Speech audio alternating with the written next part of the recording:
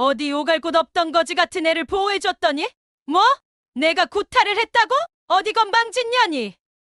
보육원장의 분노에 찬 목소리가 복도 전체에 울려 퍼졌습니다.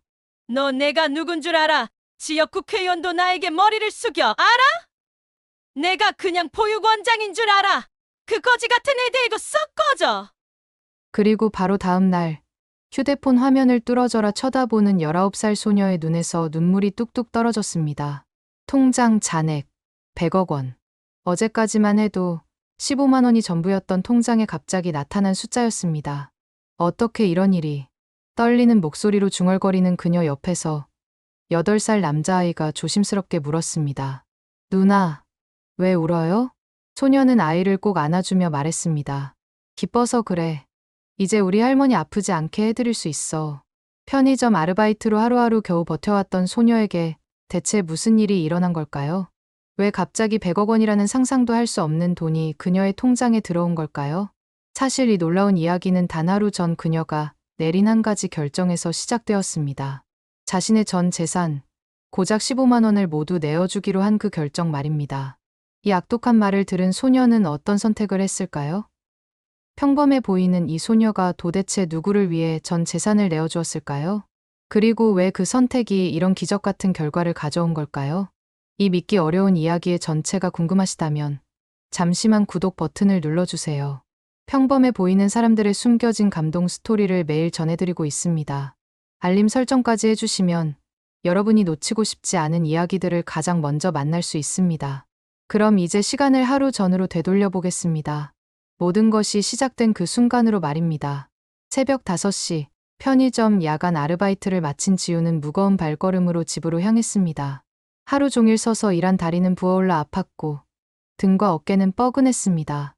하지만 그녀의 얼굴에는 오늘도 해냈다는 작은 만족감이 스며 있었습니다. 할머니, 다녀왔어요. 문을 열고 들어서자 침대에 누워 계시던 할머니가 미안한 듯 미소를 지으며 말씀하셨습니다. 우리 지우 고생했구나. 약값 때문에 미안해서 어쩌지.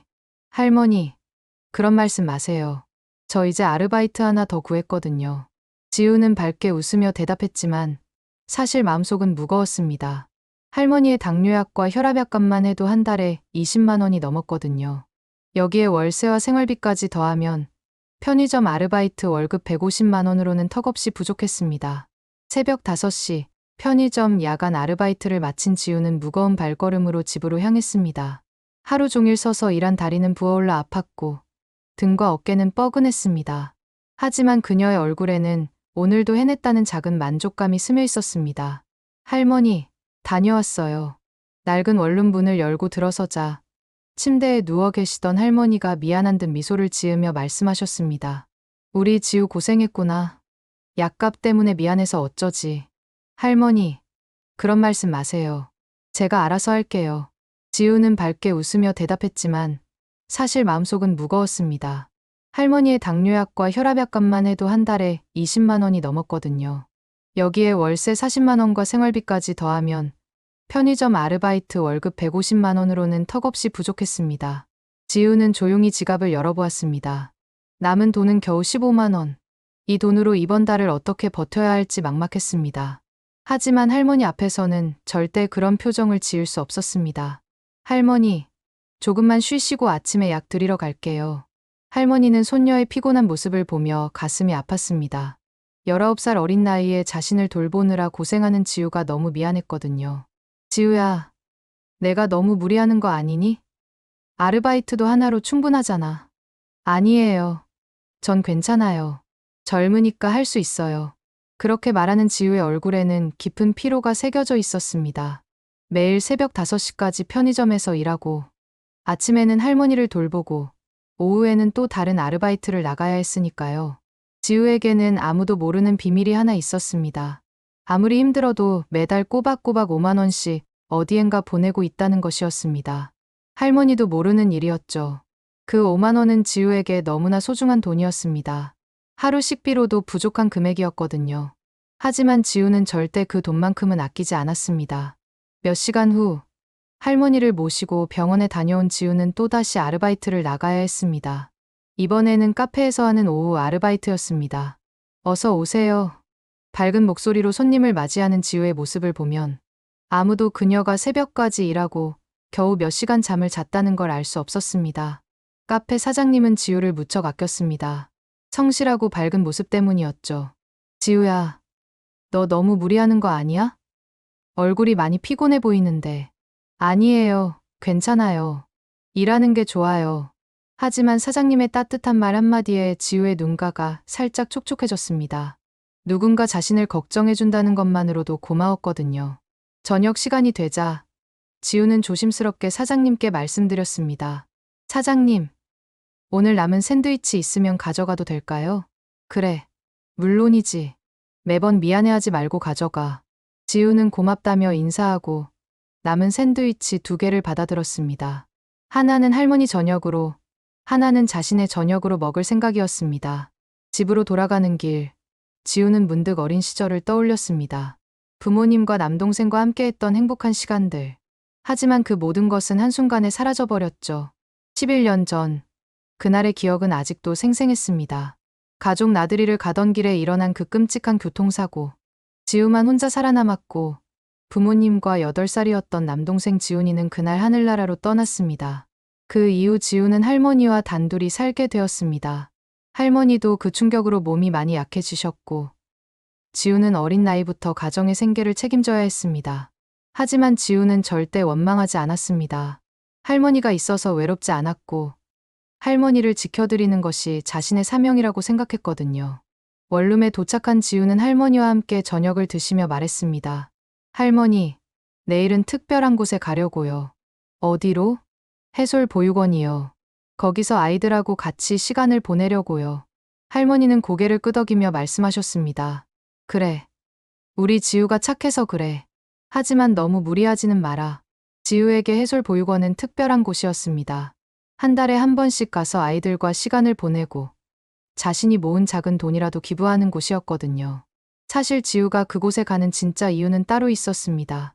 자신이 잃어버린 남동생 지훈이와 비슷한 또래의 아이들을 보면 마음이 조금이나마 위로가 되었거든요.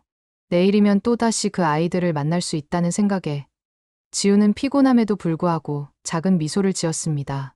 특히 8살 준호라는 아이가 자꾸만 생각났습니다. 그 아이는 지훈이와 나이도 같고 어쩐지 모습도 조금 닮아 있어서 지우의 마음을 더욱 아프게 했거든요. 다음 날 오후, 지우는 작은 가방 하나를 들고 해솔보육원을 향했습니다. 가방 안에는 자신이 한 달 동안 모은 5만 원과 카페에서 얻은 과자 몇 개가 들어 있었습니다. 해솔보육원은 시내에서 조금 떨어진 곳에 있는 오래된 건물이었습니다. 겉으로 보기에는 깔끔해 보였지만 가까이 가보면 곳곳에 세월의 흔적이 묻어 있었습니다.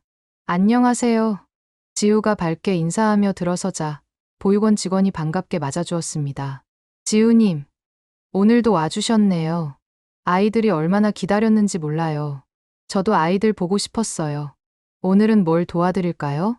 아이들 숙제 도와주시면 좋을 것 같아요. 요즘 학습 봉사자가 부족해서 고민이었거든요.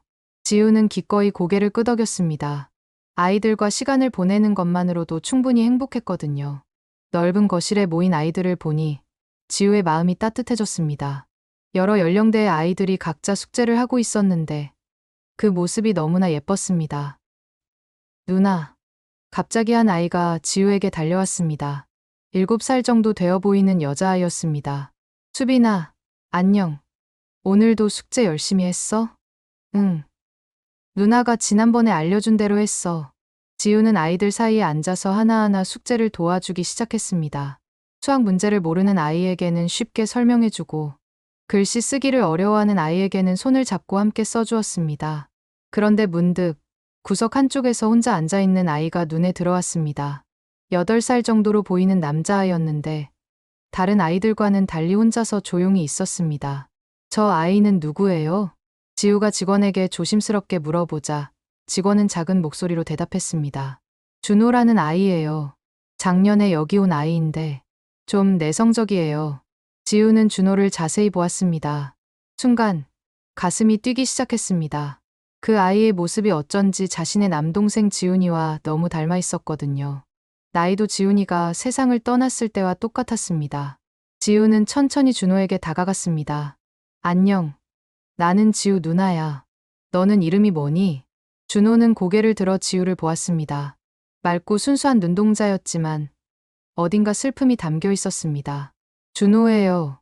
작은 목소리로 대답하는 준호를 보니 지우의 마음이 더욱 아파왔습니다. 준호야, 숙제하고 있었구나. 어려운 거 있으면 누나가 도와줄게. 괜찮아요. 혼자 할 수 있어요. 준호는 다시 고개를 숙이고 연필을 잡았습니다. 하지만 지우는 그 아이가 사실 도움이 필요하다는 걸 알 수 있었습니다. 수학 문제를 풀다가 자꾸만 지우개로 지우고 있었거든요. 준호야, 이 문제 같이 풀어볼까? 누나가 쉬운 방법 알려줄게. 지우가 다시 다가가자 준호는 잠시 망설이다가 고개를 끄덕였습니다. 이 문제는 이렇게 생각해보면 돼. 사과가 5개 있는데 3개를 먹었다면 남은 건 몇 개일까? 2개요. 맞아. 그럼 이 문제도 똑같아. 10에서 3을 빼면 7이요. 준호의 얼굴에 처음으로 작은 미소가 피어났습니다. 그 모습을 본 지우는 가슴이 벅차올랐습니다. 그렇게 1시간 정도 함께 숙제를 하며 시간을 보냈습니다. 준호는 처음엔 조심스러워했지만 점점 지우에게 마음을 열기 시작했습니다. 누나, 저 질문 있어요. 응, 뭐든지 물어봐. 누나는 왜 여기 와요? 다른 누나들은 한두 번 오고 안 오는데. 준호의 질문에 지우는 잠시 말을 잃었습니다. 그 아이의 눈에서 외로움이 느껴졌거든요. 누나는 여기 있는 너희들이 좋아서 와. 그리고 누나도 예전에 동생이 있었거든. 동생이요? 응. 너랑 똑같이 8살이었어. 정말 착하고 귀여운 동생이었지. 지우의 목소리가 조금 떨렸습니다. 준호는 그런 지우를 걱정스럽게 바라보았습니다. 그 동생은 지금 어디 있어요? 하늘나라에 있어. 하지만 누나는 그 동생을 만날 때까지 여기 있는 너희들을 돌봐주고 싶어. 준호는 지우의 손을 작게 잡았습니다. 누나, 슬프겠어요. 괜찮아. 너희들이 있어서 누나는 행복해. 그때 갑자기 보육원장의 큰 목소리가 들려왔습니다. 준호, 또 어디서 빈둥거리고 있어. 박철수 보육원장이 성큼성큼 다가오는 모습을 보고 준호는 움츠러들었습니다. 지우는 본능적으로 준호를 감쌌습니다. 원장님, 준호는 숙제를 하고 있었어요. 숙제. 이 놈이 제대로 할 리가 있나. 항상 문제만 일으키는 애야. 보육원장의 말에 지우는 당황했습니다. 자신이 본 준호는 조용하고 착한 아이였거든요. 아니에요. 준호는 정말 열심히. 아가씨는 모르시는군요. 이 애가 얼마나 말썽꾸러기인지. 맨날 다른 아이들 괴롭히고 말도 안 듣고. 준호는 고개를 푹 숙인 채 아무 말도 하지 않았습니다. 하지만 지우는 뭔가 이상함을 느꼈습니다. 자신이 본 준호의 모습과는 너무 달랐거든요. 봉사를 마치고 집으로 돌아가는 길. 지우는 준호 생각을 멈출 수 없었습니다. 그 아이의 슬픈 눈동자, 조심스러워하는 모습, 그리고 보육원장의 이상한 반응까지. 준호야, 괜찮을까? 지우는 마음속으로 그 아이를 걱정했습니다. 어쩐지 그 아이에게서 위험한 기운이 느껴졌거든요. 집에 도착한 지우는 할머니께 오늘 있었던 일을 이야기했습니다. 할머니, 오늘 보육원에서 특별한 아이를 만났어요. 특별하다니? 지훈이랑 너무 닮은 아이예요. 나이도 똑같고 뭔가 슬픈 표정도 비슷하고. 할머니는 지우의 손을 잡으며 말씀하셨습니다. 우리 지우가 또 착한 마음 쓰는구나. 하지만 너무 마음 아파하지는 마라. 네, 할머니. 하지만 그 아이가 자꾸 생각나요. 그날 밤, 지우는 준호 생각에 잠들지 못했습니다. 그 아이의 외로운 모습이 자꾸만 떠올랐거든요. 그리고 보육원장의 이상한 태도도 계속 신경 쓰였습니다. 내가 뭘 할 수 있을까? 지우는 천장을 바라보며 생각했습니다. 자신도 어려운 처지지만 그 아이를 도와주고 싶은 마음이 간절했습니다. 그 후로 지우는 보육원을 더 자주 찾게 되었습니다. 원래는 한 달에 한 번이었는데 이제는 일주일에 한 번씩 시간을 내어 갔습니다. 물론 아르바이트 때문에 시간을 내기가 쉽지 않았지만 준호가 자꾸만 마음에 걸렸거든요. 지우 누나. 보육원에 도착하자마자 준호가 달려와 지우의 손을 잡았습니다. 처음 만났을 때의 조심스러운 모습은 온데간데 없고 이제는 지우를 보면 환하게 웃었습니다. 준호야, 누나 보고 싶었어? 네, 진짜 많이요. 준호의 순수한 대답에 지우의 마음이 따뜻해졌습니다. 이 아이와 시간을 보내는 것만으로도 하루의 피로가 다 사라지는 것 같았거든요. 오늘은 뭐 하고 놀까? 누나, 저 그림 그리는 거 배우고 싶어요. 그림. 좋아. 누나가 가르쳐 줄게. 지우는 준호와 함께 종이와 색연필을 가져와서 그림을 그리기 시작했습니다. 준호는 서툰 손으로 가족 그림을 그렸는데 그 그림에는 엄마, 아빠, 그리고 자신이 그려져 있었습니다. 준호야, 정말 잘 그렸네. 이게 준호 가족이야? 준호는 고개를 끄덕이며 말했습니다. 네, 제 꿈이에요. 언젠가 진짜 가족을 만나는 게. 그 말을 들은 지우의 가슴이 먹먹해졌습니다. 이 어린아이가 얼마나 가족을 그리워하고 있는지 느낄 수 있었거든요. 준호야, 가족이 어떤 건지 기억나?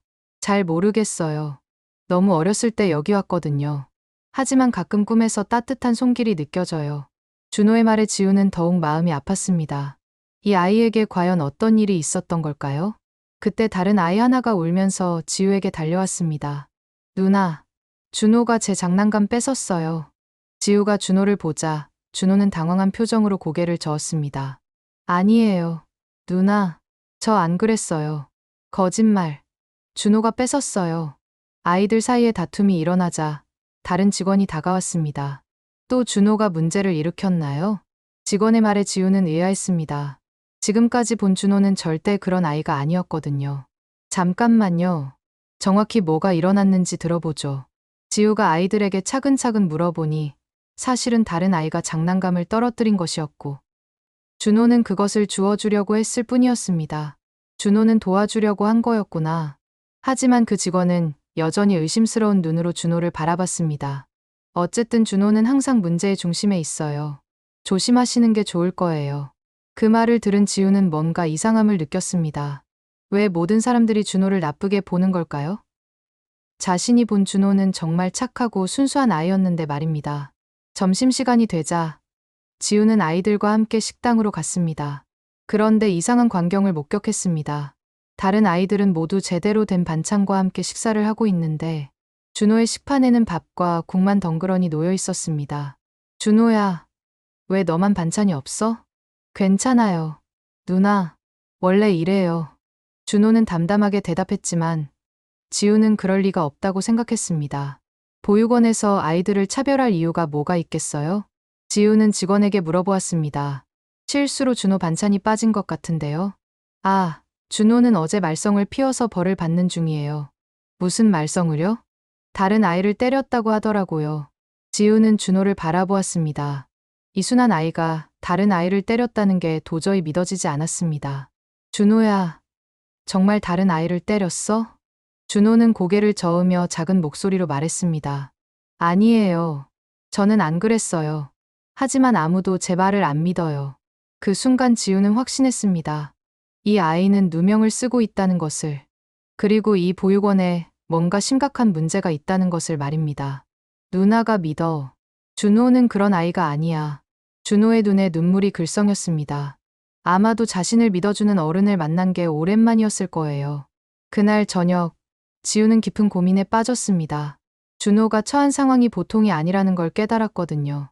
하지만 자신이 할 수 있는 일이 무엇인지 알 수 없었습니다. 며칠 후, 지우는 다시 보육원을 찾았습니다. 그런데 이번에는 평소와 다른 분위기였습니다. 아이들이 모두 조용히 있었고 어딘가 긴장한 것 같았습니다. 무슨 일이 있었나요? 지우가 직원에게 물어보자 직원은 주변을 살피며 작은 목소리로 말했습니다. 어제 원장님이 많이 화가 나셨어요. 아이들이 시끄럽게 했다고. 그래서요? 아이들을 혼내셨는데 특히 준호를 심하게. 직원의 말이 끝나기도 전에 지우는 급하게 준호를 찾았습니다. 그런데 준호가 보이지 않았습니다. 준호는 어디 있어요? 지금 원장실에서 청소를 하고 있어요. 벌을 받는 중이라. 지우는 가슴이 답답해졌습니다. 8살짜리 아이에게 무슨 벌을 주는 거라는 말인가요? 원장실 근처로 가니 안에서 박철수 원장의 큰 목소리가 들려왔습니다. 제대로 안 닦았으면 다시 해. 이런 것도 제대로 못하면서 뭘 하겠다는 거야. 그리고 이어서 아이의 작은 흐느낌 소리가 들렸습니다. 지우의 가슴이 무너져 내렸습니다. 지우는 문을 살짝 열고 안을 들여다보았습니다. 준호가 바닥을 닦고 있었는데 그 작은 손에는 상처가 나 있었습니다. 그리고 눈가에는 눈물 자국이 선명했습니다. 그 순간 지우는 결심했습니다. 이 상황을 더 이상 가만히 볼 수 없다고. 준호를 도와줘야 한다고.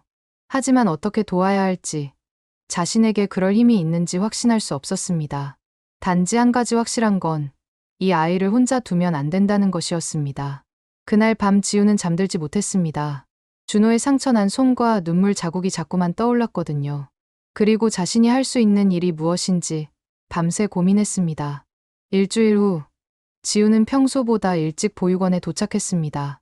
카페 아르바이트가 일찍 끝나서 시간이 생겼거든요. 준호와 더 많은 시간을 보내고 싶었습니다. 그런데 보육원 입구에서 이상한 소리가 들려왔습니다. 아이의 울음소리와 어른의 큰 소리가 섞여 나오고 있었습니다. 뭐지? 지우는 조심스럽게 건물 안으로 들어갔습니다. 평소와 달리 복도가 이상하게 조용했습니다. 다른 아이들의 모습도 보이지 않았고요. 소리는 복도 끝 원장실에서 나오고 있었습니다. 지우는 발소리를 죽이며 그곳으로 다가갔습니다. 이번엔 또 뭘 잘못했다는 거야?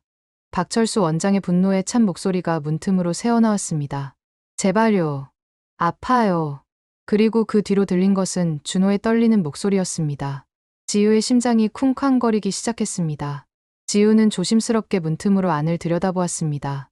그리고 그 순간 평생 잊을 수 없는 끔찍한 광경을 목격했습니다. 박철수 원장이 준호의 팔을 비틀며 벽에 밀어붙이고 있었습니다. 준호는 눈물을 흘리며 아파하고 있었지만 원장은 멈추지 않았습니다. 너 같은 놈은 여기 있을 자격도 없어. 부모도 없는 주제에 어디서 건방지게. 원장은 준호의 머리를 잡고 흔들었습니다. 8살 아이에게는 너무나 가혹한 폭력이었습니다. 아니에요. 저 잘못한 거 없어요. 잘못한 거 없다고? 어제 밥을 흘렸잖아. 그것도 모르냐? 이게 뭐예요? 아이에게 소금을 뿌리다니. 지우는 떨리는 몸으로 준호를 감쌌습니다. 준호는 지우의 품에서 울고 있었습니다. 이건 교육이야. 아가씨가 뭘 안다고. 교육이라고요. 이건 학대예요. 어떻게 아이에게 이런 일을. 원장의 얼굴이 일그러졌습니다. 자신의 만행이 발각된 것에 대한 분노였습니다. 학대라고? 어디 건방진 년이 감히. 원장은 지우에게 다가오며 위협적으로 말했습니다. 너 지금 누구한테 대들고 있는 거야? 내가 누군 줄 알아? 누구든 상관없어요. 아이를 학대할 권리는 없어요. 권리? 이 애들은 내가 먹여주고 재워주는 거야. 내 마음대로 할 권리가 있어. 지우는 원장의 말에 더욱 분노했습니다. 아이들을 물건처럼 취급하는 이 사람이 보육원장이라는 게 믿어지지 않았습니다. 그렇다고 해서 때려도 된다는 뜻이 아니에요. 때리기라도 해? 이 정도면 양반이야. 너 이 거지 같은 애가 얼마나 말썽꾸러기인지 알아? 원장은 준호를 가리키며 계속 악담을 퍼부었습니다. 부모도 없는 주제에 어디서 까불고 있어. 어디 오갈 곳 없던 거지 같은 애를 내가 보호해줬더니 이제 와서 내다 구타를 했다고? 지우는 원장의 말을 듣고 더욱 화가 났습니다. 어떻게 이런 사람이 아이들을 돌볼 수 있다는 말인가요? 너 내가 누군 줄 알아? 지역 국회의원도 나에게 머리를 숙여. 알아? 내가 그냥 보육원장인 줄 알아. 원장은 자신의 권력을 과시하며 지우를 겁주려 했습니다. 그 거지 같은 애 데리고 썩 꺼져. 다시는 여기 오지 마. 하지만 지우는 굴복하지 않았습니다. 준호를 더욱 꼭 안으며 말했습니다. 저는 꺼지지 않을 거예요. 이 일을 모든 사람들에게 알릴 거예요. 뭐라고? 너 지금 나를 협박하는 거야? 협박이 아니라 진실을 말하는 거예요. 원장의 얼굴이 새빨갛게 달아올랐습니다. 하지만 지우는 더 이상 무서워하지 않았습니다. 준호를 지켜야 한다는 생각뿐이었습니다. 그때 다른 직원들이 소란을 듣고 달려왔습니다. 하지만 그들도 원장의 눈치만 보며 아무 말을 하지 못했습니다. 모두들 뭘 보고 있어. 이 여자를 당장 내보내. 하지만 아무도 움직이지 않았습니다. 지우의 당당한 모습에 압도된 것 같았습니다. 지우는 준호를 안고 원장실을 나왔습니다. 준호는 아직도 떨고 있었고 팔에는 소금으로 인한 상처가 생겨 있었습니다. 준호야, 괜찮아. 누나가 있어. 누나, 무서웠어요. 이제 안 무서워해도 돼. 누나가 지켜줄게. 지우는 준호를 달래며 보육원을 나왔습니다. 하지만 마음은 무거웠습니다. 이 아이를 여기 두고 갈 수는 없었거든요. 밖으로 나온 지우는 준호의 상처를 살펴보았습니다. 팔과 다리에 멍이 들어 있었고 소금 때문에 상처가 더 심해져 있었습니다. 준호야, 이런 일이 자주 있었어? 준호는 고개를 끄덕였습니다. 눈물을 흘리며 말했습니다. 거의 매일이요. 원장님이 저를 정말 싫어해요. 지우의 가슴이 찢어질 것 같았습니다.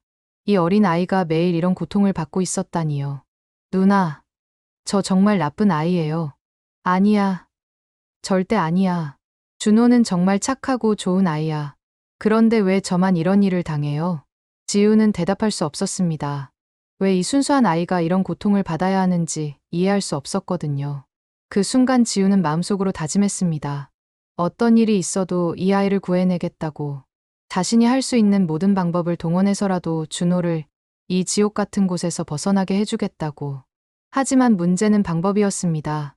자신에게는 돈도 권력도 없었습니다. 그저 편의점 아르바이트생일 뿐이었거든요.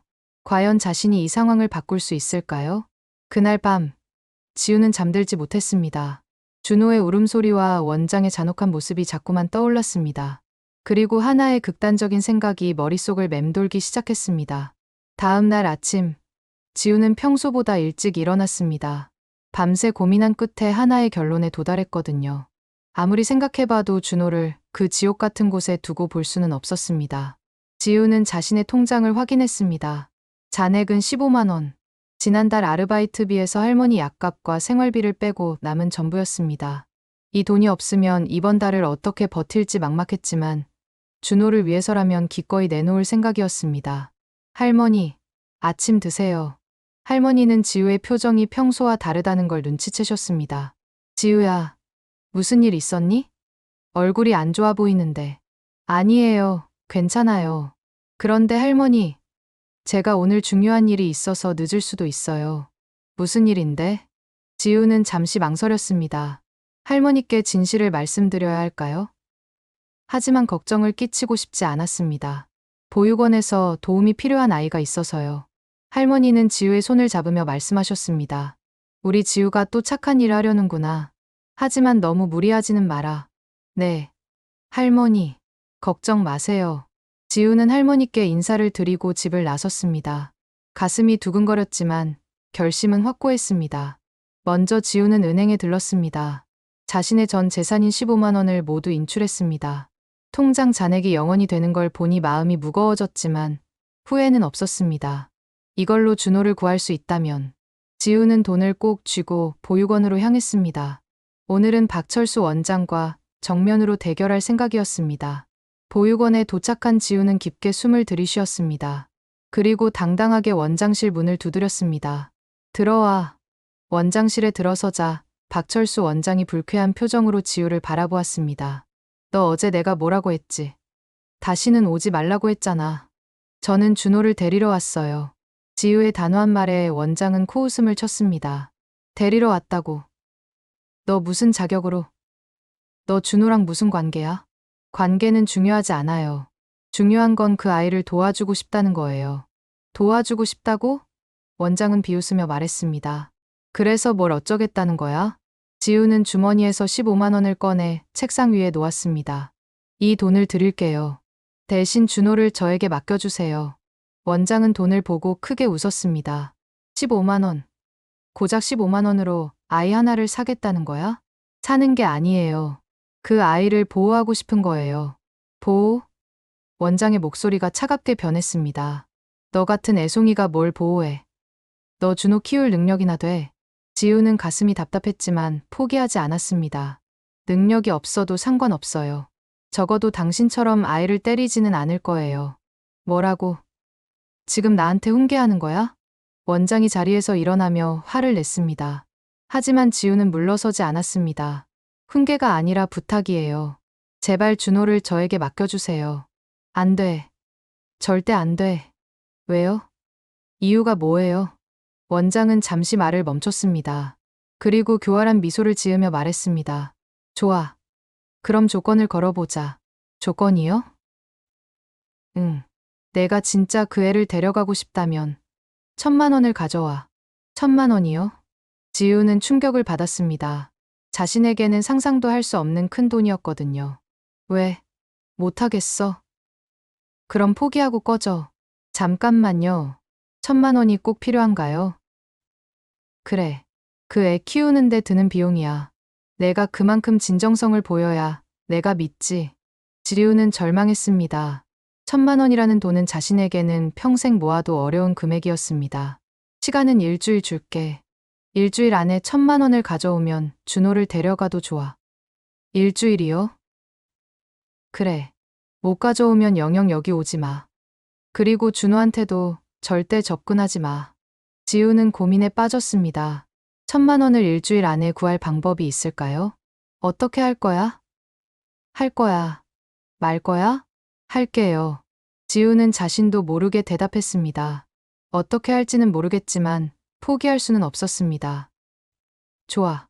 그럼 일주일 후에 1,000만 원 들고 와. 한 푼이라도 모자라면 안 돼. 지우는 고개를 끄덕이고 원장실을 나왔습니다. 복도에서 준호를 만났습니다. 누나. 준호가 반갑게 달려왔지만 지우는 마음이 무거웠습니다. 준호야, 누나가 곧 너를 데리러 올게. 정말이요? 응. 약속해. 일주일만 기다려줘. 준호는 고개를 끄덕였습니다. 지우를 무조건 믿는 눈빛이었습니다. 집으로 돌아가는 길, 지우는 깊은 고민에 빠졌습니다. 1,000만 원을 일주일 안에 구할 방법이 있을까요? 아르바이트로는 평생 걸려도 어려운 금액이었습니다. 친척들에게 빌려달라고 할 수도 있지만 그런 큰 돈을 빌려줄 사람은 없었습니다. 대출을 받자니 담보도 소득도 변변하지 않았습니다. 그날 밤, 지우는 온갖 방법을 생각해봤습니다. 하지만 현실적으로 가능한 방법은 없어 보였습니다. 어떻게 하지?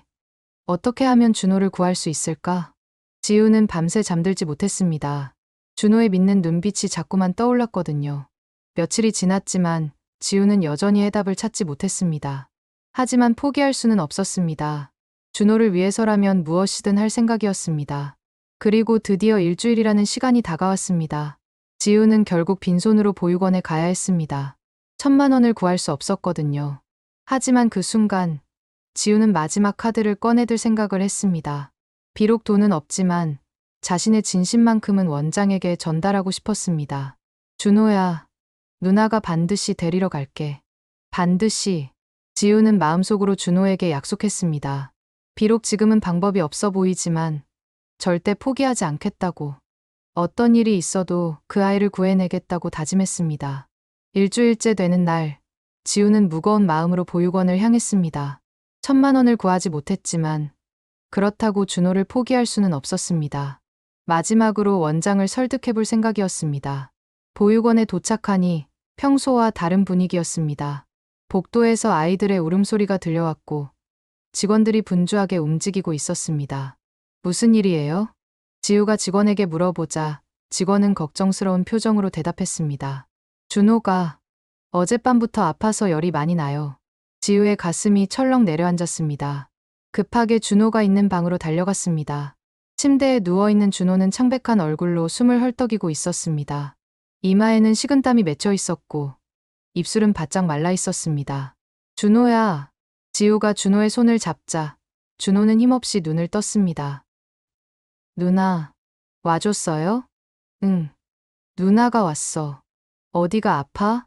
몸이 너무 뜨거워요. 그리고 머리가 아파요. 지우는 준호의 이마를 만져보았습니다. 열이 심하게 나고 있었습니다. 병원에 데려가야 해요. 지우가 직원에게 말하자 직원은 난처한 표정을 지었습니다. 원장님이 병원비가 아깝다고 하시면서 그냥 약만 먹이라고 하셨어요. 약만요? 이렇게 열이 심한데? 지우는 분노가 치밀어 올랐습니다. 아이가 이렇게 아픈데 병원비가 아깝다니요? 그때 박철수 원장이 나타났습니다. 뭔 소리가 이렇게 시끄러워? 원장님, 준호를 병원에 데려가야 해요. 열이 너무 심해요. 병원. 그냥 해열제나 먹이면 돼. 애들이 원래 그런 거야. 이 정도로 심한 열은 위험할 수 있어요. 위험하다고? 과장하지 마. 하루 이틀 지나면 괜찮아져. 원장의 무관심한 태도에 지우는 더욱 화가 났습니다. 그런데 너 1,000만 원은 가져왔어? 원장이 비웃으며 물어보자 지우는 고개를 숙였습니다. 아직 구하지 못했어요. 그럼 약속대로 여기서 나가. 그리고 다시는 오지 마.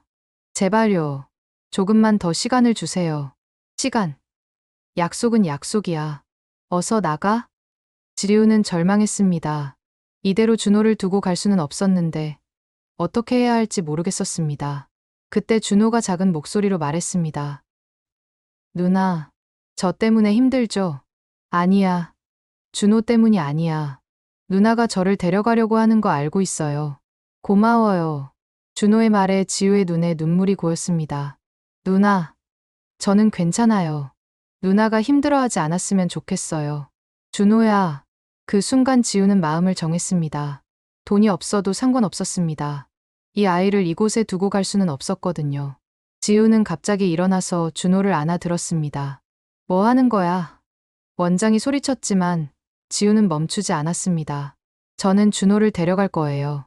돈도 없으면서 무슨 소리야. 당장 내려놔. 돈이 전부는 아니에요. 이 아이에게는 사랑이 필요해요. 지우는 준호를 꼭 안고 보육원을 나가려 했습니다. 하지만 원장이 길을 막아섰습니다. 어디 가는 거야? 그 애는 이 보육원 소속이야. 소속이라고요? 아이가 물건인가요? 물건이든 뭐든 내 허락 없이는 한 발자국도 나갈 수 없어. 원장은 다른 직원들에게 신호를 보냈습니다. 하지만 직원들은 망설였습니다. 지우의 절절한 모습에 마음이 움직인 것 같았거든요. 여러분, 이게 맞나요? 아픈 아이를 병원에도 못 보내고?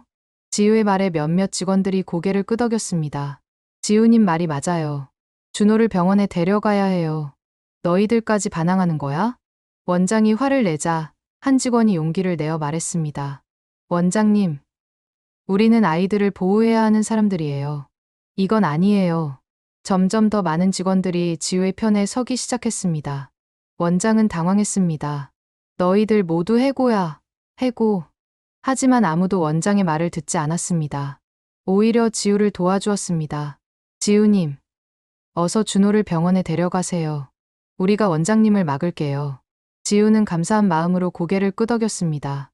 그리고 준호를 안고 보육원을 나섰습니다. 당장 돌아와. 돌아오라고. 원장의 소리가 뒤에서 들려왔지만 지우는 돌아보지 않았습니다. 택시를 잡아 타고 병원으로 향하는 길. 지우는 준호를 내려다보았습니다. 준호야, 이제 괜찮을 거야. 누나가 지켜줄게. 누나, 고마워요.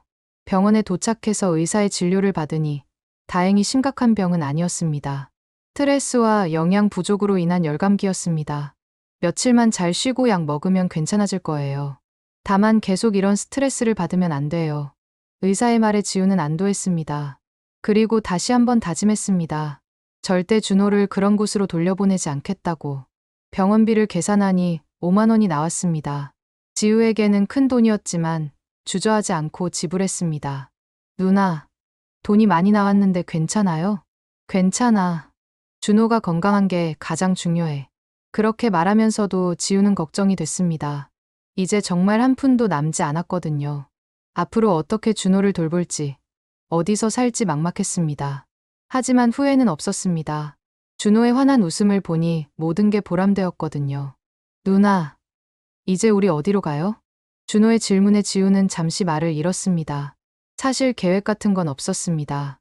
그저 준호를 구하고 싶다는 마음뿐이었거든요. 일단, 누나 집에 가자. 할머니께 인사드리고, 할머니가 저를 받아주실까요? 당연하지. 할머니는 정말 좋으신 분이야. 지우는 준호의 손을 꼭 잡았습니다. 비록 앞으로가 막막했지만, 이 아이와 함께라면 어떤 어려움도 이겨낼 수 있을 것 같았습니다. 집으로 가는 길, 지우는 한 가지 놀라운 사실을 깨달았습니다. 자신이 가진 게 아무것도 없다고 생각했는데 사실은 가장 소중한 것을 얻었다는 거요. 바로 준호라는 소중한 가족을 말입니다. 준호야, 우리 이제 진짜 가족이야. 정말요? 응, 정말이야. 준호의 얼굴에 환한 미소가 피어났습니다. 그 미소를 보는 순간 지우는 확신했습니다. 자신이 한 선택이 옳았다고. 그리고 앞으로 어떤 일이 일어나든 후회하지 않을 거라고 말입니다. 지우와 준호가 집에 도착했을 때 할머니는 깜짝 놀라셨습니다. 지우야, 이 아이는 누구니? 할머니, 준호라고 해요. 앞으로 우리와 함께 살게 될 거예요.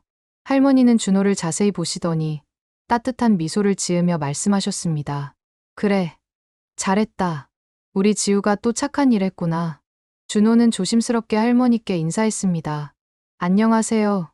할머니. 저는 준호예요. 그래. 준호야. 여기가 이제 내 집이야. 편하게 지내렴. 할머니의 따뜻한 말씀에 준호의 눈에 눈물이 글썽였습니다.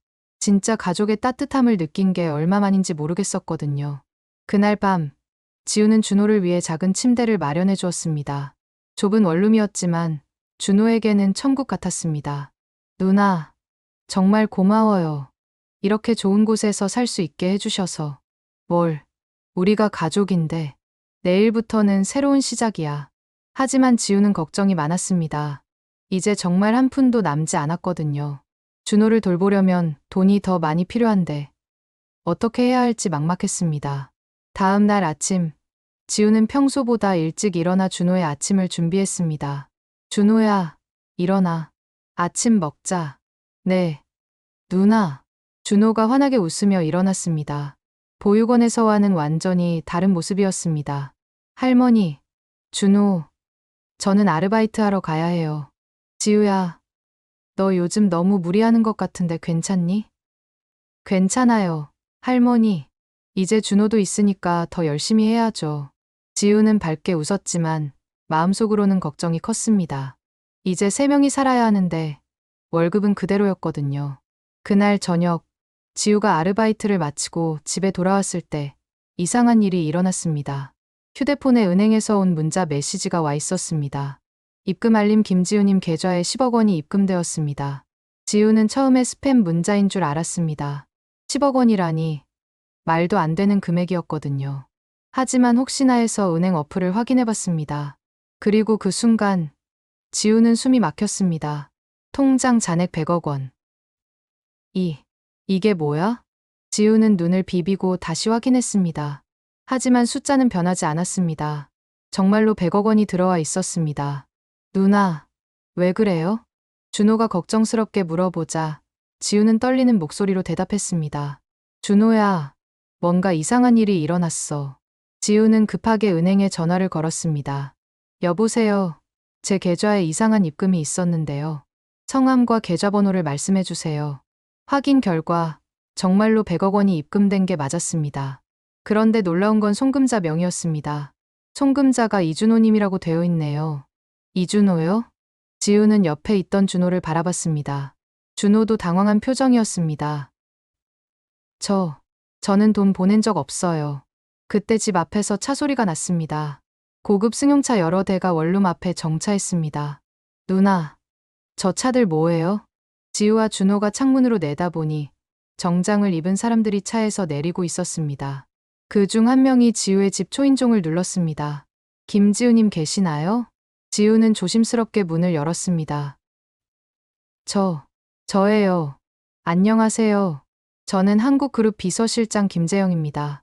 혹시 이준호 도련님이 여기 계신가요? 도련님이요? 지우는 이해할 수 없었습니다. 준호를 도련님이라고 부르다니요. 그때 준호가 지우 뒤로 나타났습니다. 비서실장은 준호를 보는 순간 무릎을 꿇었습니다. 도련님, 정말 무사하시군요. 저기요. 뭔가 오해가 있는 것 같은데요. 지우가 당황해서 말하자 비서실장이 정중하게 설명했습니다. 이준호 도련님은 한국그룹 회장님의 손자이십니다. 8년 전에 유괴되신 후 행방불명이 되셨었는데 드디어 찾았습니다. 지우는 충격을 받았습니다. 준호가 재벌가의 손자라고? 그럼 보육원에는 어떻게? 유괴범들이 몸값을 받지 못하자 도련님을 보육원에 버린 것 같습니다. 저희도 8년 동안 찾아 헤맸습니다. 준호도 혼란스러워했습니다. 저 정말 그 집 아이예요? 네, 도련님. DNA 검사를 해보시면 확실해질 겁니다. 비서실장은 지우에게 정중히 고개를 숙였습니다. 김지우님, 도련님을 구해주시고 보호해주셔서 정말 감사합니다. 회장님께서 감사의 마음을 담아 작은 선물을 보내셨습니다. 선물이요? 네. 방금 도련님 명의로 보내드린 100억 원입니다. 지우는 다리에 힘이 빠져 주저앉을 뻔했습니다. 100억 원이 감사의 선물이라고? 이건 너무 큰 돈이에요. 받을 수 없어요. 아니십니다. 도련님의 목숨을 구해주신 은혜를 생각하면 이것도 부족합니다. 그때 할머니가 나오셨습니다. 무슨 일이니, 지우야? 지우는 떨리는 목소리로 상황을 설명했습니다. 할머니도 깜짝 놀라셨습니다. 그럼 우리 준호가 정말 재벌집 아이라는 거니? 네. 할머니. 하지만 준호가 갑자기 지우의 손을 꼭 잡았습니다. 누나, 저는 가고 싶지 않아요. 누나랑 할머니와 함께 있고 싶어요. 준호의 말에 지우의 눈에 눈물이 고였습니다. 비서실장이 말했습니다. 도련님, 회장님께서 오래 기다리고 계십니다. 가족들이 모두 도련님을 그리워하고 있어요. 하지만 저에게는 이미 가족이 있어요.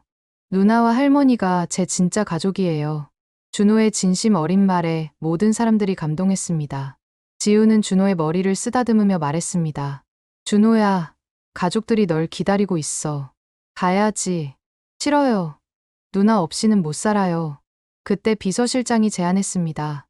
그럼 김지우님께서도 함께 오시는 게 어떨까요? 회장님께서 직접 감사 인사를 드리고 싶어 하십니다. 저도요? 네. 도련님의 은인이시니까요. 이렇게 해서 지우와 할머니, 준호는 함께 한국그룹 본사로 향하게 되었습니다. 지우는 아직도 꿈같았습니다. 어제까지만 해도 한 푼 없던 자신이 갑자기 100억 원을 갖게 되다니요. 차 안에서 준호가 지우의 손을 꼭 잡고 말했습니다. 누나, 무슨 일이 있어도 저를 버리지 마세요. 당연하지. 우리는 이제 진짜 가족이야. 지우는 준호를 안아주며 생각했습니다. 선행은 정말로 돌아온다는 걸 몸소 경험하게 된 것입니다. 하지만 무엇보다 소중한 건 돈이 아니라 준호라는 가족을 얻었다는 것이었습니다. 한국그룹 본사에 도착했을 때 지우는 그 웅장함에 압도되었습니다. 수십 층 높이의 빌딩과 수많은 직원들, 그리고 그 모든 것의 주인이 바로 준호였다는 사실이 아직도 믿어지지 않았습니다. 도련님, 이쪽으로 오세요. 비서실장의 안내로 최고층 회장실로 향했습니다. 엘리베이터가 올라가는 동안 준호는 지우의 손을 놓지 않았습니다. 누나, 무서워요. 괜찮아. 준호야, 누나가 옆에 있잖아. 회장실 문이 열리자 70대로 보이는 품위 있는 노인이 일어섰습니다. 그의 눈에는 눈물이 가득했습니다. 준호야, 정말 우리 준호구나. 이장훈 회장이 떨리는 목소리로 말했습니다. 준호를 보는 순간 8년 동안의 그리움이 한꺼번에 터져 나왔습니다. 할아버지, 제가 정말 할아버지 손자예요. 그럼 우리 준호지. 할아버지가 얼마나 보고 싶었는지. 회장은 준호를 꼭 안아주었습니다. 할아버지와 손자의 감동적인 재회였습니다. 그때 회장이 지우를 바라보며 깊이 고개를 숙였습니다. 김지우님, 정말 감사합니다. 우리 준호를 구해주시고 보호해주셔서. 아니에요, 회장님. 저는 당연한 일을 했을 뿐이에요. 당연한 일이라고요? 요즘 세상에 이런 일을 할 수 있는 사람이 몇이나 될까요? 회장은 지우의 이야기를 들으며 더욱 감동했습니다. 자신도 어려운 처지에서 전 재산을 내놓고 아이를 구했다는 이야기에 감탄을 금할 수 없었습니다. 지우님, 100억 원은 저희의 작은 감사 표시입니다. 받아주십시오. 하지만 너무 큰 돈이에요. 아닙니다. 돈으로는 준호의 목숨값을 매길 수 없습니다. 그때 준호가 나서서 말했습니다. 할아버지, 저는 누나와 할머니와 함께 살고 싶어요. 회장은 잠시 놀란 표정을 지었습니다. 준호야, 할아버지가 얼마나 보고 싶었는데. 이제 집에 와야지. 할아버지를 안 보고 싶다는 게 아니에요. 하지만 누나가 없으면 저는 살 수 없어요. 준호의 간절한 마음에 회장도 마음이 흔들렸습니다. 지우가 조심스럽게 말했습니다. 회장님, 준호는 가족들과 함께 있어야 해요. 그게 맞는 일이에요. 하지만 지우님도 우리에게는 가족입니다. 준호를 구해주신 은인이시니까요. 그때 할머니가 지혜로운 말씀을 해주셨습니다. 회장님, 아이들은 사랑받는 곳에서 자라야 해요. 준호가 지우를 이렇게 따르는 건 진짜 가족이라고 생각하기 때문이에요. 회장은 깊이 생각에 빠졌습니다. 그리고 마침내 결정을 내렸습니다. 그럼 이렇게 하는 게 어떨까요?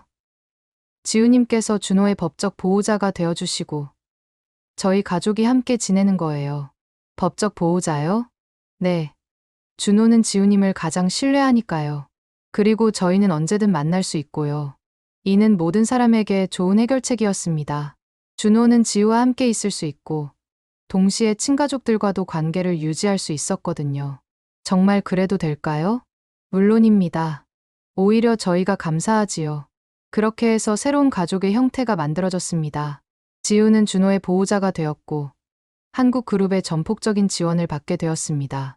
며칠 후 지우와 준호, 할머니는 새로운 집으로 이사했습니다. 넓고 아름다운 집이었지만 가장 중요한 건 이들이 함께 있다는 것이었습니다. 누나, 정말 꿈 같아요. 그러게, 누나도 아직 믿어지지 않아. 하지만 지우는 100억 원보다 더 소중한 것을 얻었다고 생각했습니다. 바로 준호라는 진짜 가족을 말입니다. 한편 해솔보육원에는 큰 변화가 일어났습니다. 박철수 원장의 학대 사실이 알려지면서 그는 법적 처벌을 받게 되었고 새로운 원장이 부임했습니다. 지우는 정기적으로 보육원을 방문해서 아이들을 도왔습니다. 이제는 풍족한 지원을 할 수 있게 되었거든요. 지우 누나, 아이들이 지우를 보며 환하게 웃었습니다. 지우의 도움으로 보육원은 완전히 달라졌습니다. 어느 날 준호가 지우에게 물어봤습니다. 누나는 왜 저를 도와줬어요? 왜긴 왜야. 너를 사랑하니까. 하지만 누나는 저를 도와줄 의무가 없었잖아요. 지우는 잠시 생각했습니다. 정말 왜 그랬을까요? 준호야, 세상에는 의무가 아니라 마음으로 하는 일들이 있어. 누나는 그냥 준호가 행복했으면 좋겠다고 생각했어. 그게 사랑이에요? 응. 그게 진짜 사랑이야. 준호는 지우를 꼭 안아주었습니다. 누나, 저도 누나를 정말 사랑해요. 진짜 가족처럼요. 우리는 진짜 가족이야. 준호야, 그날 저녁, 온 가족이 함께 저녁을 먹으며 행복한 시간을 보냈습니다. 할머니의 건강도 많이 좋아지셨고, 준호는 학교에 다니며 친구들을 사귀고 있었습니다. 지우야, 내가 정말 자랑스럽다. 할머니의 말씀에 지우는 뿌듯했습니다. 할머니, 저는 그냥 제가 해야 할 일을 했을 뿐이에요. 아니야, 아무나 할 수 있는 일이 아니었어. 내가 용감해서 가능한 일이었지. 지우는 창밖을 바라보며 생각했습니다. 몇 달 전만 해도 하루하루 버티기 힘들었던 자신이 이제는 이렇게 행복한 가정을 이루고 있다니요. 준호야, 너 때문에 누나도 진짜 가족을 얻었어. 고마워. 누나야말로 저에게 세상을 바꿔주셨어요. 그렇습니다. 지우의 작은 선행이 자신의 인생뿐만 아니라 준호의 인생, 그리고 많은 사람들의 인생을 바꾼 것입니다. 이 이야기는 우리에게 하나의 질문을 던집니다. 만약 여러분이 지우의 상황에 있었다면 어떻게 했을까요? 자신도 어려운 상황에서 다른 사람을 위해 전 재산을 내놓을 수 있었을까요? 지우의 이야기는 실제로 우리 주변에서 일어날 수 있는 일입니다. 우리가 모르는 사이에 누군가는 어려움에 처해 있을지도 모르고 그 누군가를 도울 수 있는 건 바로 우리일지도 모릅니다. 작은 선행이 큰 기적을 만들어낼 수 있다는 것. 그리고 진정한 사랑은 혈연보다 강하다는 것을 지우와 준호가 보여주었습니다. 여러분도 오늘부터 작은 선행을 실천해보는 건 어떨까요? 길에서 넘어진 사람을 일으켜주거나 어려운 이웃에게 따뜻한 말 한마디를 건네는 것만으로도 누군가의 인생이 바뀔 수 있습니다. 지우와 준호의 이야기는 여기서 끝나지만 여러분의 선행 이야기는 지금부터 시작입니다. 여러분은 어떤 아름다운 이야기를 만들어 가시겠습니까? 1년이 흘렀습니다. 계절이 4번 바뀌는 동안 지우와 준호의 삶은 완전히 달라져 있었습니다. 아침 햇살이 넓은 거실로 스며들어 오는 새집에서 지우는 준호를 깨우러 갔습니다. 준호야, 일어날 시간이야. 학교 늦겠어. 조금만 더요. 누나. 준호가 이불을 뒤집어 쓰고 투정을 부리는 모습은 여느 아이들과 다를 바 없었습니다. 하지만 지우에게는 이런 평범한 일상이 가장 소중했습니다. 할머니가 맛있는 아침 해주셨는데 안 먹을 거야? 정말요? 그럼 일어날게요. 준호가 벌떡 일어나서 씻으러 가는 모습을 보며 지우는 미소를 지었습니다. 예전 보육원에서 움츠러들어 있던 그 아이는 이제 완전히 사라졌습니다. 식탁에서는 할머니가 정성스럽게 준비해 주신 아침상이 차려져 있었습니다. 할머니의 건강도 많이 좋아지셔서 이제는 직접 요리를 해주실 수 있게 되었습니다. 할머니, 고마워요. 정말 맛있어 보여요. 우리 준호가 잘 먹어야 키도 크고 공부도 잘하지. 할머니는 준호를 친손자처럼 아껴주셨습니다. 준호도 할머니를 진짜 할머니처럼 따랐고요. 누나, 오늘 방과 후에 친구들이랑 축구하기로 했어요. 괜찮죠? 물론이지. 친구들과 많이 놀아야 해. 준호는 학교에서 인기가 많았습니다. 밝고 착한 성격 덕분에 금세 많은 친구들을 사귀었거든요. 선생님들도 준호를 무척 예뻐해 주셨습니다. 그런데 누나, 오늘 할아버지가 오신다고 하셨죠? 응. 오늘은 토요일이니까 할아버지랑 시간 보내는 날이야. 이장훈 회장은 매주 토요일마다 준호를 만나러 왔습니다. 처음에는 어색했지만 이제는 정말 친한 할아버지와 손자가 되었습니다. 할아버지가 오시면 또 뭐 사주신다고 하실 텐데 너무 많이 받으면 안 돼. 알아요. 누나, 할아버지한테 고마운 마음만 잘 표현할게요. 준호는 이제 자신의 상황을 정확히 이해하고 있었습니다. 자신이 얼마나 많은 사람들의 사랑을 받고 있는지, 그리고 그 사랑에 어떻게 보답해야 하는지도 알고 있었습니다. 학교로 준호를 배웅한 후, 지우는 자신의 새로운 일터로 향했습니다. 이제 지우는 편의점이나 카페에서 아르바이트를 할 필요가 없었습니다. 대신 한국그룹에서 설립한 희망재단에서 일하고 있었습니다. 희망재단은 지우의 경험을 바탕으로 만들어진 곳이었습니다. 어려운 환경에 있는 아이들을 돕고 학대받는 아이들을 보호하는 일을 하는 곳이었죠. 지우 씨, 오늘 새로 들어온 사례가 있어요. 동료 직원이 지우에게 서류를 건네주었습니다. 또 다른 아이가 도움을 요청한 것이었습니다. 이 아이는 어떤 상황인가요? 부모님이 안 계시고 친척 집에서 지내는데 그곳에서 제대로 보살핌을 받지 못하고 있다고 해요. 지우는 서류를 꼼꼼히 읽어보았습니다. 준호와 비슷한 처지의 아이였습니다. 제가 직접 가서 만나보겠습니다. 정말요? 힘들지 않으실까요? 괜찮아요. 이런 일이 제 천직인 것 같아요. 지우는 진심으로 그렇게 생각했습니다. 자신이 겪었던 경험이 다른 아이들을 돕는데 큰 도움이 되고 있었거든요. 오후에 현장 방문을 마치고 돌아온 지우는 준호가 축구를 하고 있는 운동장에 들렀습니다. 누나. 준호가 친구들에게 손을 흔들며 지우에게 달려왔습니다. 축구 재미있어? 네. 정말 재미있어요. 친구들이 저 축구 잘한다고 해요. 준호의 환한 웃음을 보며 지우는 가슴이 뭉클했습니다.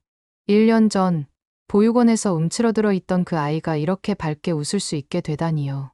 준호야, 할아버지 곧 오실 텐데 집에 가자. 네, 친구들아. 저 먼저 가볼게요.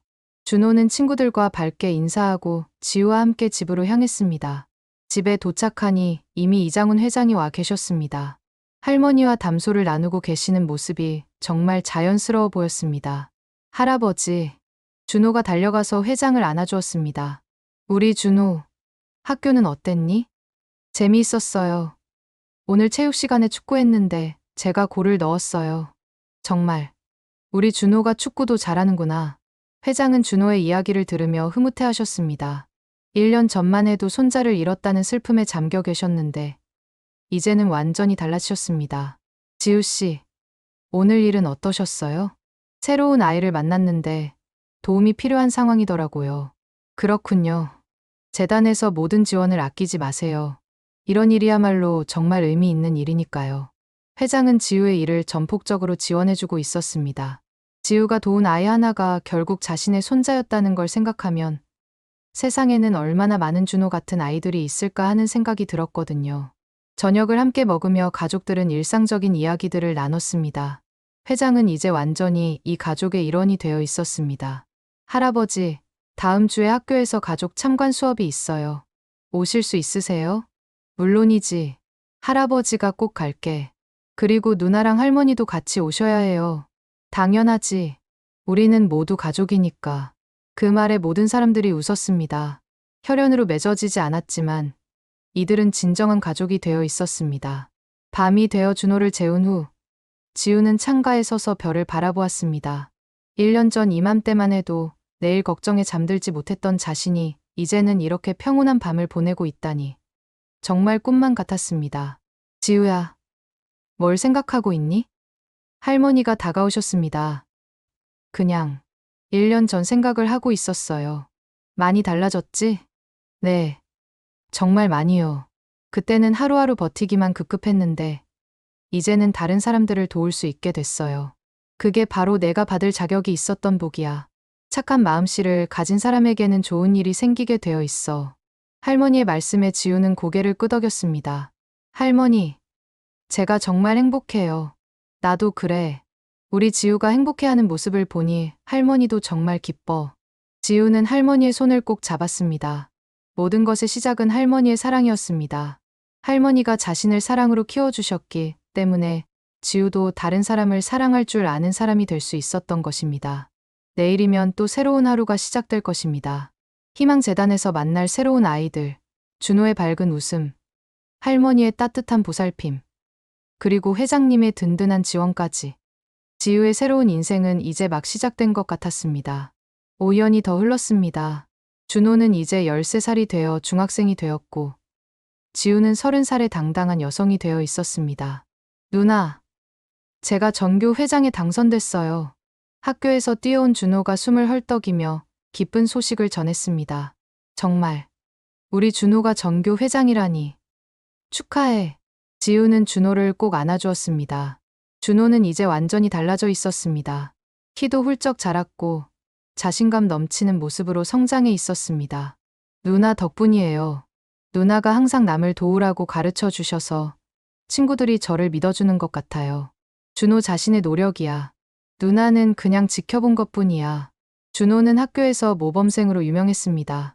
성적도 우수했지만 무엇보다 어려운 친구들을 돕는 일에 앞장서는 아이로 알려져 있었습니다.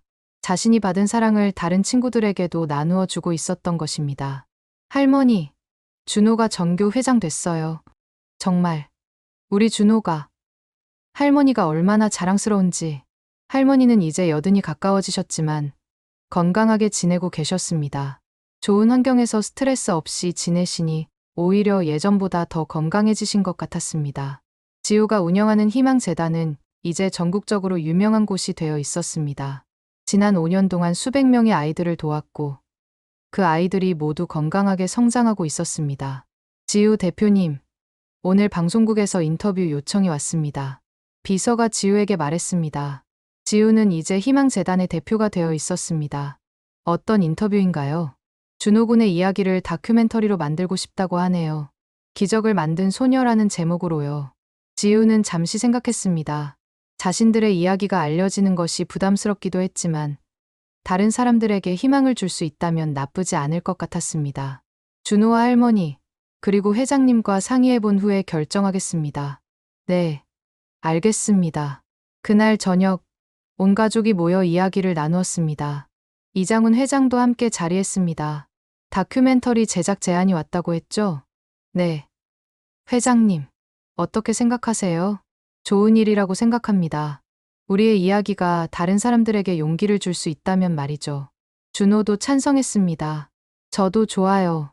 혹시 저희 같은 상황에 있는 다른 아이들이 있다면 희망을 가질 수 있을 것 같아요. 할머니는 어떻게 생각하세요? 내 마음대로 해라. 지우야. 할머니는 내가 하는 일이라면 뭐든 지지한다. 그렇게 해서 다큐멘터리 제작이 결정되었습니다. 몇 달 후, 다큐멘터리가 방영되었습니다. 기적을 만든 소녀 지우와 준호의 이야기라는 제목의 이 다큐멘터리는 많은 사람들에게 감동을 주었습니다. 방영 후 희망재단에는 전국에서 도움을 요청하는 연락이 쇄도했습니다. 그리고 동시에 기부와 봉사를 하겠다는 사람들의 연락도 많이 왔습니다. 누나, 우리 이야기가 이렇게 많은 사람들에게 알려질 줄 몰랐어요. 그러게. 준호야. 하지만 이제 우리가 더 많은 아이들을 도울 수 있게 됐어. 지우는 정말 뿌듯했습니다. 자신의 작은 선행이 이렇게 큰 파급 효과를 가져올 줄은 꿈에도 생각하지 못했거든요. 그 중에서도 가장 기억에 남는 연락이 하나 있었습니다. 누나, 어떤 분이 찾아오셨어요. 준호가 알려주자 지우는 사무실로 나갔습니다. 그곳에는 30대 후반으로 보이는 여성이 앉아 있었습니다. 안녕하세요. 저는 박수진이라고 합니다. 안녕하세요. 무슨 일로 찾아오셨나요? 사실 저도 예전에 해솔보육원에 있었거든요. 지우는 깜짝 놀랐습니다. 해솔보육원에요? 네. 15년 전쯤이었어요. 그때도 박철수가 원장이었죠. 박수진의 표정이 어두워졌습니다. 저도 그 사람에게 많은 학대를 받았어요. 하지만 그때는 도와주는 사람이 없었죠. 지우는 마음이 아팠습니다. 준호만이 아니라 수많은 아이들이 그런 고통을 받았다는 것을 깨달았거든요. 다큐멘터리를 보고 정말 감동했어요. 만약 그때 지우 씨 같은 분이 있었다면 제 인생도 달라졌을 텐데. 괜찮으세요. 이제는 그런 일이 다시는 일어나지 않도록 우리가 지켜보고 있어요. 그래서 저도 도움이 되고 싶어서 왔어요. 제가 할 수 있는 일이 있다면 뭐든 하고 싶어요. 박수진은 그 후로 희망재단의 중요한 후원자가 되었습니다. 그리고 자신과 같은 경험을 한 아이들을 돕는 일에 적극적으로 참여했습니다. 시간이 더 흘러 준호가 고등학생이 되었을 때 놀라운 소식이 전해졌습니다. 누나, 제가 전국 청소년 봉사상을 받게 됐어요. 정말. 준호가? 네. 지난 3년 동안 희망재단에서 한 봉사활동을 인정받았대요. 준호는 중학교 때부터 방과 후와 주말마다 희망재단에서 봉사활동을 해왔습니다. 자신보다 어린 아이들을 돌보고 어려운 가정의 아이들을 도왔습니다. 시상식 날, 온 가족이 함께 참석했습니다. 준호가 상을 받는 모습을 보며 지우는 눈물을 흘렸습니다. 누나, 왜 울어요? 기뻐서 그래. 우리 준호가 이렇게 멋진 사람으로 자라줘서 누나가 저를 이렇게 키워주셨잖아요. 아니야. 준호 스스로 노력한 거야. 이장훈 회장도 손자의 모습을 보며 뿌듯해 하셨습니다. 우리 준호가 정말 자랑스럽구나. 할아버지가 얼마나 기쁜지 모른다. 할아버지, 저는 누나를 보고 배운 거예요. 받은 사랑을 다른 사람에게 나누어 주는 거요. 그날 밤, 지우는 일기를 썼습니다. 오늘 준호가 봉사상을 받았다. 7년 전 보육원에서 처음 만났을 때는 이런 날이 올 줄 몰랐다. 그때 내가 한 선택이 옳았다는 걸 오늘 확실히 알게 되었다. 준호는 이제 나보다 더 훌륭한 사람이 되어 있다. 몇 년이 더 지나 준호가 대학생이 되었을 때 그는 사회복지학과에 진학했습니다. 누나, 저도 누나처럼 어려운 아이들을 돕는 일을 하고 싶어요. 정말. 준호가 그런 꿈을 꾸고 있었구나. 네. 저를 도와주신 모든 분들에게 받은 사랑을 이제 제가 다른 사람들에게 전해주고 싶어요. 지우는 정말 자랑스러웠습니다. 자신이 구한 아이가 이제는 다른 아이들을 구하는 사람이 되려고 하고 있었으니까요. 그리고 마침내 준호가 대학을 졸업하고 희망재단에 정식으로 입사하는 날이 왔습니다. 준호 부장님, 앞으로 잘 부탁드립니다. 직원들이 준호에게 인사했습니다. 준호는 이제 희망재단의 현장 팀장이 되어 있었습니다. 저야말로 잘 부탁드립니다. 함께 더 많은 아이들을 도와요. 첫 출근 날, 준호와 지우는 함께 현장으로 나갔습니다. 새로 도움을 요청한 아이를 만나러 가는 길이었습니다. 누나, 정말 감회가 새로워요. 이제 제가 다른 아이들을 도울 수 있게 되다니. 준호야, 내가 이렇게 성장해줘서 누나가 정말 자랑스러워. 누나가 아니었다면 지금의 제가 있을 수 없었을 거예요. 우리가 서로를 만났기 때문에 가능한 일이었어. 이제 우리가 함께 더 많은 기적을 만들어보자. 현장에 도착해서 만난 아이는 9살 여자아이였습니다. 부모님을 잃고 친척집에서 지내고 있었는데 제대로 된 보살핌을 받지 못하고 있었습니다. 안녕. 나는 준호 오빠야. 너는 이름이 뭐니? 미소예요. 아이가 작은 목소리로 대답했습니다. 그 모습이 어린 시절의 준호와 너무 닮아 있었습니다. 미소야, 우리가 도와줄게. 무서워하지 마. 지우가 따뜻하게 말하자 아이의 얼굴에 작은 미소가 피어났습니다. 정말요? 응, 정말이야. 우리가 반드시 도와줄게. 그 순간 준호는 깨달았습니다. 이것이 바로 자신이 받았던 사랑이었다는 것을. 그리고 이제 자신이 그 사랑을 전해줄 차례라는 것을 말입니다. 몇 달 후, 미소는 새로운 가정을 찾게 되었습니다. 그리고 그 아이도 밝게 웃으며 새로운 삶을 시작했습니다. 누나, 우리가 정말 기적을 만들어내고 있는 것 같아요. 그래. 준호야. 하지만 이 기적은 우리 혼자만의 것이 아니야. 모든 사람들이 함께 만들어가는 거야. 지우는 창밖을 바라보며 생각했습니다. 몇십 년 전, 자신이 어린 남동생을 잃고 절망에 빠져 있을 때, 이런 미래가 기다리고 있을 줄 누가 알았을까요? 작은 선행 하나가 이렇게 큰 변화를 만들어낼 수 있다는 것. 그리고 사랑은 계속해서 전해져 나간다는 것을 몸소 경험하게 된 것입니다. 오늘도 어디선가 도움이 필요한 아이들이 있을 것입니다. 그리고 지우와 준호 같은 사람들이 그 아이들을 도울 것입니다. 그렇게 세상은 조금씩, 하지만 확실하게 더 따뜻해져 가고 있었습니다. 사랑의 기적은 끝나지 않습니다. 오늘도, 내일도, 그리고 영원히 계속될 것입니다.